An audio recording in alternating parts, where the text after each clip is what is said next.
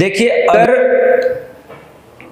गुलामों वाली सभ्यता जो है उसके अंदर अगर नारी सशक्त हो जाती है तो वो उनसे प्रश्न करती है जिनका उनके पास कोई उत्तर नहीं है, इसलिए वहां पर उसको केवल भोग की वस्तु के रूप में ही ट्रीट किया जाता है, as a object. Swami ji ने उस समय की जो दो बड़ी समस्याएं थी, इस्लाम और ईसाईयत, इन दोनों का समाधान ढूंढा और समाधान दिया। बहुत सारे देशों की सेनाएं अपने ऊपर अटैक करने वाली सेनाओं से लड़ती हैं और लड़ती रही हैं। 1300 साल तक हमारी भी बहुत सेनाएं लड़ी, लेकिन संसार में उनकी जड़ों पर सबसे पहले वार स्वामी दयानंद सरस्वती ने 14वें समोल्लास में किया। इससे पहले किसी ने नहीं किया उनकी जड़ों पर वार। लेकिन आज जो ऐसा हो रहा है कि भाई महिला सशक्तिकरण होना चाहिए, 1947 से लेकर 1991 तक भारत पर रूस का कब्जा रहा, रूस की कॉलोनी के रूप में रहा।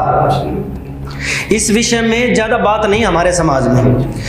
हमारी बहनों को जो शिक्षा दी जा रही है सिस्टम के द्वारा, उस शिक्षा में अगर वे सशक्तिकरण हो भी जाएंगी तो भी वे मोक्ष की तरफ नहीं जा पा रही है। वो धर्म अर्थ काम मोक्ष की वाली शिक्षा नहीं है, वो केवल डिबेट वाली शिक्षा है कि मैं तेरे बराबर हूं, मैं तेरे से कम नहीं हूं, वाद विवाद वाली, अटैक करने वाली, उलझने वाली, कलह पैदा करने वाली।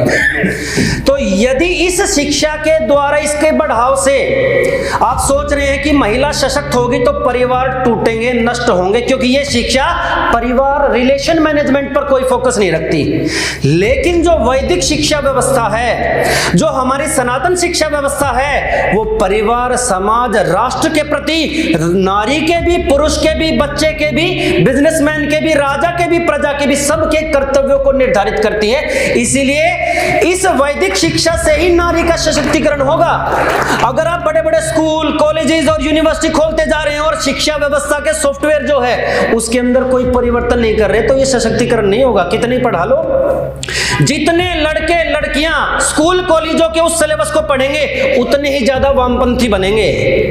एक जो कम पढ़ा लिखा व्यक्ति रेहड़ी लगा रहा है, उसकी अपने मत के प्रति आस्था उस व्यक्ति से ज्यादा है जो पीएचडी करके निकला हुआ है किसी कॉलेज से, क्योंकि उसके अंदर ऐसे ऐसे वायरस डाल दिए गए हैं, ऐसे ऐसे शंकाएं डाल दी गई हैं, ऐसे ऐसे डिमोरलाइज उसको कर दिया गया है कि वो भ्रूण हत्या भी वही कराता है। भाई भ्रूण हत्या कौन करता है? डॉक्टर या अनपढ़? डॉक्टर करता है, और वो डॉक्टर कहीं 5 साल की ट्रेनिंग लेकर आता है, कहीं एमबीबीएस की ट्रेनिंग लेकर आता है। इतना पढ़ाई लिखाई करने के बाद भी वो भ्रूण हत्या वो एग्जीक्यूट करता, दाई नहीं करती।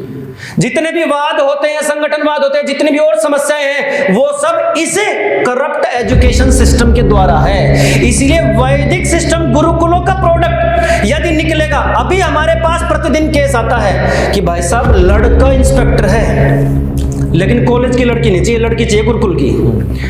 अच्छा, खेत भोजन सब करना चाहते हैं, खेती कोई नहीं करना चाहता। पानी सब पीना चाहते हैं, बचाना कोई नहीं चाहता। और भाई गुरुकुल की लड़की सब चाहते हैं, लेकिन गुरुकुल में भर्ती कोई नहीं करना चाहता। बड़े अच्छी बात है। इसलिए आपको जो भी ये समस्याएं हैं, इन समस्याओं पर हर एक लेवल पर काम किया है, एक्सेप्ट वामपंथ पर, क्योंकि हम वामपंथ को सही सही जानते ही नहीं है। जितनी भी समस्याएं अभी भ्राता जी ने, बहन जी ने बताई कि भाई युवा सुसाइड कर रहा, परिणाम एजुकेटेड युवा सुसाइड कर रहा है। जो एजुकेटेड नहीं है ना, वे तो अपना कोई ना कोई ठेला लगा ही रहे हैं, कुछ नहीं कर रहे तो लूट ही रहे हैं, सुसाइड नहीं कर रहे। लेकिन ये जो पढ़ लिख के जो बाहर आ गए ना, इसका दुष्परिणाम है। और जब हम समस्याओं को इग्नोर करते हैं, समस्याओं के साथ कॉम्प्रोमाइज करते हैं, तब समस्याएं अपना वेरिएंट चेंज करके अल्ट्रा लेवल पर आ जाती हैं।